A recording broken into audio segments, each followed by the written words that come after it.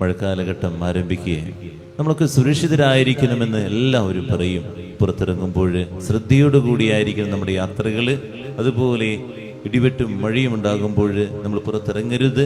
അതുപോലെ നമ്മളുടെ യാത്രകളുടെ സമയത്ത് ഒക്കെ പ്രാർത്ഥനയോടുകൂടി നടക്കണമെന്നൊക്കെ നമുക്ക് എല്ലാവരും മാർഗനിർദ്ദേശം നൽകുകയാണ്.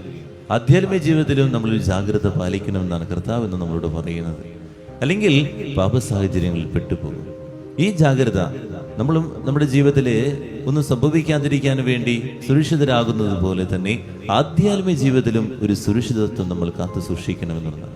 നമ്മൾ വെറുതെ അങ്ങോട്ട് വിട്ടുപോയി കഴിഞ്ഞാൽ നമ്മൾ പാപ സാഹചര്യത്തിൽ വീണു പോകും. അങ്ങനെ ആകരുത്. കൃപ നഷ്ടപ്പെടാതിരിക്കാൻ വേണ്ടി ഇങ്ങനെ ശ്രദ്ധയോടുകൂടി ഓരോ യാത്രയും ഓരോ തീരുമാനങ്ങളും നമ്മൾ ഇങ്ങനെ എടുത്തുകൊണ്ടിരിക്കണം.